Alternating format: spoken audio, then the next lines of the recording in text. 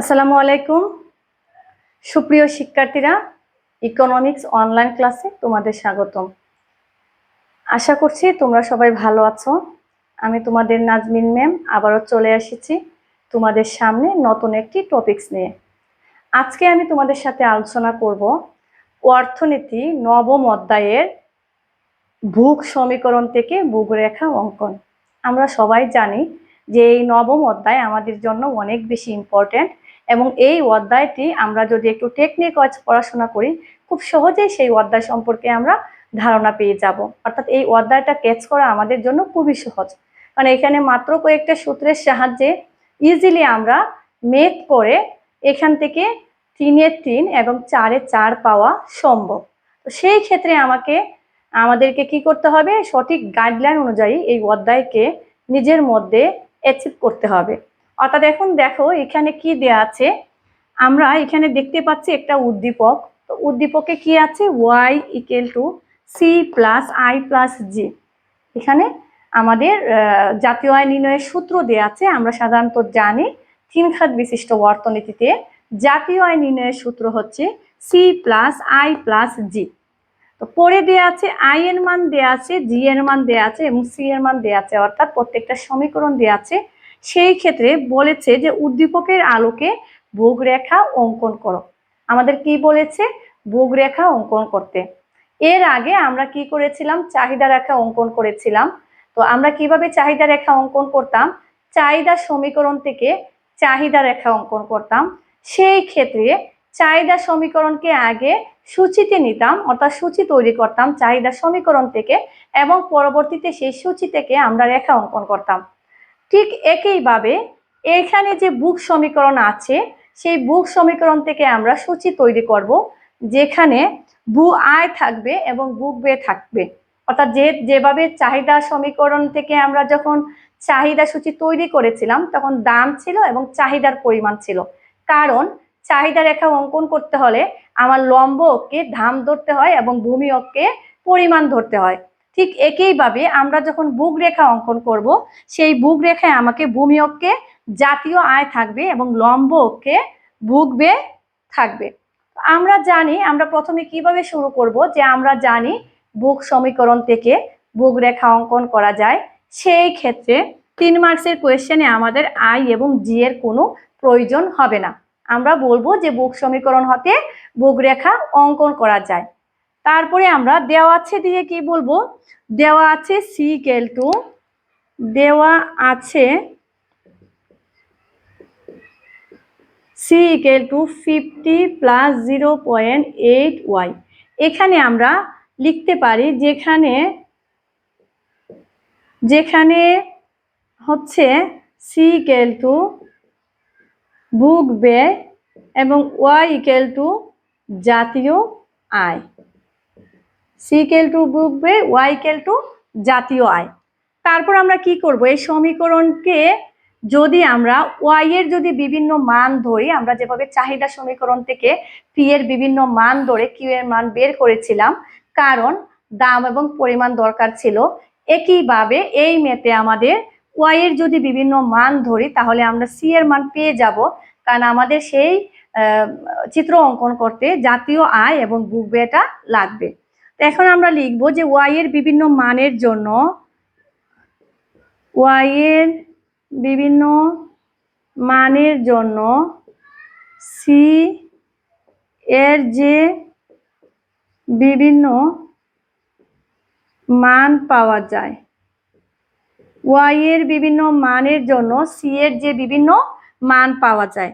তারপর আমরা লিখবো, দেখো এখানে আমি ওয়াই এর মান কত করে ধরবো সেটা কিন্তু কোনো ফিক্সড কোনো রুলস নাই, আমাকে কোয়েশ্চেনের উপর চিন্তা করে আমাকে মান ধরতে হবে। এইখানে যেহেতু পয়েন্ট আছে, ওয়াই এর সাথে 0.8 ওয়াই আছে, সেই ক্ষেত্রে যদি আমি 2, 4, 6 ধরি তাহলে মানটা আমার অনেক কম আসবে, ঋণাত্মকও চলে আসতে পারে। সেই ক্ষেত্রে আমাকে 100, 200, 300 করে ধরতে পারি বা 50, 100, 150 করে ধরতে পারি। তো আমি এখানে প্রথমে ওয়াই ইকুয়াল টু 100 ধরবো। ওয়াই ইকুয়াল টু 100 হলে তোমরা তোমাদের পছন্দ মতো বা তোমরা উদ্দীপক অনুযায়ী আগে একটা মানকে যে কোনো কিছু একটা ধরে, অর্থাৎ ওয়াই এর যে কোনো একটা মান ধরে তোমরা রাফ করে নিবা। রাফ একটা মান দিয়ে রাফ করলেই বোঝা যাবে যে এখানে আমি কেমন মান ধরলে আমার ওয়াই এর সি এর মানটা কেমন হবে, এবং সেটা দিয়ে আমার চিত্র অঙ্কন করা কতটা সহজ হবে।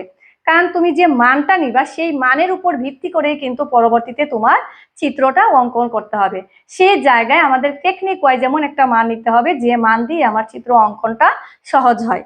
তো ওয়াই ইকুয়াল টু 100 হলে সি ইকুয়াল টু আমরা ধরবো, দেখো C equal to 50 plus 0.8 into 100 সমান সমান 500 প্লাস 0.8 সাথে যদি আমি 100 গুণ করি তাহলে আমার হয় 80।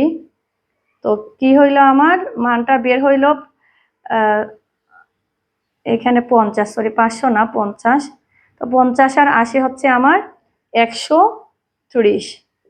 আবার যদি আমি ওয়াই ইকুয়াল টু 200 ধরি তাহলে সি সমান সমান 50 প্লাস 0.8 ইন্টু 200 সমান সমান, তো 50 প্লাস 160 সমান সমান 210। আবার ওয়াই ইকুয়াল টু 300 হলে C equal to 50 plus 0.8 into 300 সমান সমান 50 প্লাস 240। তোমরা ক্যালকুলেটর ব্যবহার করে মানটা বের করে ফেলবা।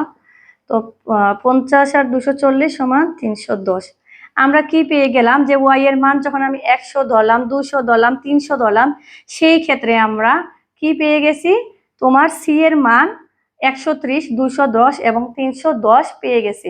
এখন আমি এটা থেকে আমরা একটা সূচি তৈরি করব। সূচি থেকে আমরা রেখা অঙ্কন করব। তো সূচিতে হবে ডান পাশে বুক বে থাকবে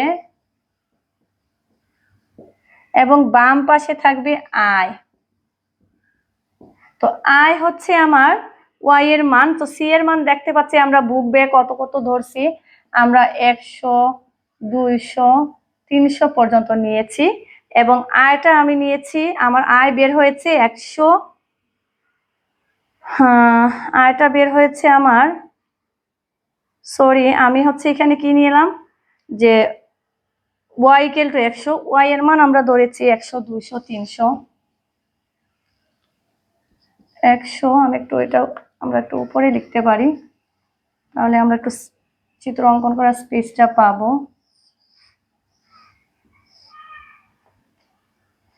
আয় আয় আমি ধরেছিলাম 100, 200, 300। আয় 100, 200, 300 ধরার পরে ভোগ ব্যয় অর্থাৎ সি হয়েছিল আমার প্রথমে 130, 210, 310। এখন দেখো আমরা কি পেয়ে গেলাম, আয় পেয়ে গেলাম, ভোগ ব্যয় পেয়ে গেলাম। এই আয় এবং ভোগ ব্যয়ের সমীকরণ থেকে আমি ভোগ রেখা অঙ্কন করতে পারবো। আমরা জানি ভোগ রেখা অঙ্কন করতে হলে ভূমি অক্ষে কি ধরতে হবে, ভূমি অক্ষে থাকবে আয় এবং লম্ব অক্ষে থাকবে ভোগ ব্যয়। তো লম্বকে আমরা ভোগ ব্যয় সি বসালাম। কারণ আয়ের মান আছে 100, 200, 300, 100, 200, 300, আমরা সুন্দর করে 100, 200, 300 বসাইতে পারলাম, এবং লম্বকে ভোগ ব্যয়ের সর্বোচ্চ মান আছে 310। এখানেও আমি 100 করে গ্যাপ নিলাম, 100, 200, তারপরে 300, 200, 300। এখানে দেখো তোমরা তো স্কেলের সাহায্যে করবে, এক্ষেত্রে আমাকে একটু টেকনিক ফলো করতে হবে। তো আমরা জানি একটা থেকে আরেকটা গ্যাপ নিতে 5টা গড় থাকে। তো 0 থেকে 100 পর্যন্ত আমরা নিলাম, 100 থেকে 200, তো আমার লাগবে 130। তো 100 থেকে 200 এর মাঝামাঝি হচ্ছে 150, তার মানে একটু নিচে হবে 130। এটা যদি একদম একুরেট হতে হবে এমন কোনো কথা না, কিন্তু যাতে চোখে দেখলে বোঝা যায় মানটা ঠিক আছে। তারপর আমার লাগবে 210, 200 থেকে 300 মাঝামাঝি হচ্ছে 250, তাইলে 210 হবে একটু উপরে। তারপরে লাগবে আমার 300, সরি তারপরে লাগবে আমার 290। এখানে 50 আর 240 হচ্ছে 290। 290। তো সেই ক্ষেত্রে 300-র একটু নিচে হবে 290। তো আমরা আগে যেভাবে চিত্র অঙ্কন করতাম ঠিক একইভাবে আমরা এই চিত্রটা অঙ্কন করব। আমরা দুটো অঙ্ক নিয়েছি, দুটো অঙ্কে মান ধরেছি এবং সেই মানগুলো আমরা কিভাবে বসাবো সেটাও আমরা নির্ধারণ করেছি। এখন আমরা দেখতে পাচ্ছি আয় যখন 100 তখন হচ্ছে বুক ব্যয় 130। আয় যখন 100 তখন আমাদের বুক ব্যয় 130, এটাকে দিলাম আমি এ বিন্দু। আয় বেড়ে যখন 200 হয় তখন বুক ব্যয় বেড়েও আমাদের হয় 210, এটাকে দিলাম বি বিন্দু।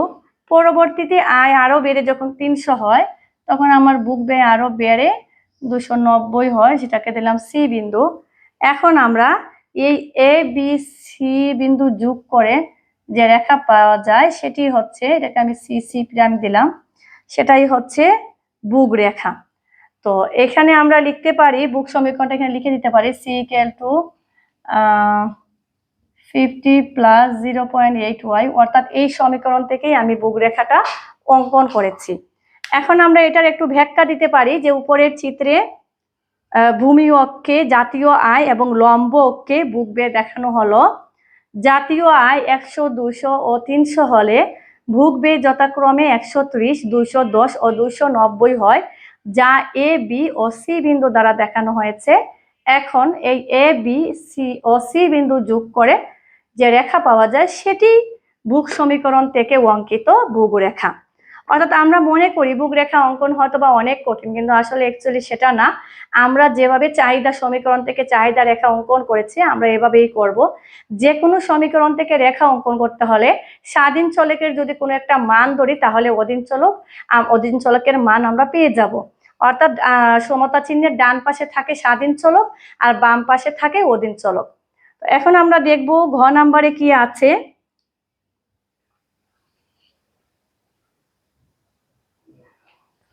এইখানে ঘ নাম্বারে যে কোয়েশ্চেনটা আছে এটা আমি আজকে করাবো না, শুধু মুখে আলোচনা করব, কারণ এই নিয়মের যতগুলা কোয়েশ্চেন আছে তোমাদের আমি পড়িয়েছি। যে সরকারি ব্যয় যদি আরো 50 টাকা বৃদ্ধি করে পরবর্তীত আয় ও ভোগ ব্যয় নির্ণয় করো। অর্থাৎ সরকারি ব্যয় যদি 50 টাকা বৃদ্ধি করা হয় তাহলে পরবর্তীতে আয় ও ভোগ ব্যয় কেমন হবে। সেই ক্ষেত্রে আমাদের কি করতে হবে, সরকারি ব্যয় এখানে জি ইকুয়াল টু 70 আছে, সেই ক্ষেত্রে জি ইকুয়াল টু 70-র সাথে আমরা আরো 50 যোগ করব। যোগ করার পরে আমরা ওয়াই এর মান বের করব। তো তারপরে আমরা পরবর্তীত ভোগ ব্যয় হচ্ছে এখানে যেহেতু 0.8y দেওয়া আছে, সেই 0.8y এর সাথে আমরা যখন সরকারি ব্যয় 50 টাকা যোগ করা হয় তখন সেই 0.100, অর্থাৎ সরকারি ব্যয় আরো 50 টাকা বৃদ্ধি করলে সরকারি ব্যয় আছে 70-এর সাথে আমরা আরো 50 যোগ করে যে মানটা বের হবে সেভাবেই আমরা করব। তো আজকে এই পর্যন্তই। ইনশাল্লাহ নেক্সট ক্লাসে দেখি আমি ঘ নাম্বারে যে অর্থাৎ 4 মাসের কোয়েশ্চেনে যে কোয়েশ্চেনটা ছিল সেটা নিয়ে আমি আলোচনা করব। সেই পর্যন্ত তোমরা সবাই ভালো থাকবে, সুস্থ থাকবে। এখানে আমি নতুন টপিকস অ্যাড করি না এই কারণেই যে ভোগ ব্যয় রেখা অঙ্কন করা একটা আমাদের জন্য সবাই একটু আমাদের কনফিউজিং মনে হয়, যে আমরা কষ্ট হয় যে এটা কিভাবে আমি বের করব। যার কারণে আজকে আমার শুধু ভোগ রেখা অঙ্কন নিয়েই আলোচনা ছিল। তোমরা ভোগ রেখা কিভাবে অঙ্কন করা যায় তোমরা অবশ্যই বুঝতে পেরেছো। ইনশাআল্লাহ নেক্সট ক্লাসে আমরা এইটার যে ঘ নাম্বারটা আছে সেটা নিয়ে আলোচনা করব। আসসালামু আলাইকুম, আল্লাহ হাফেজ।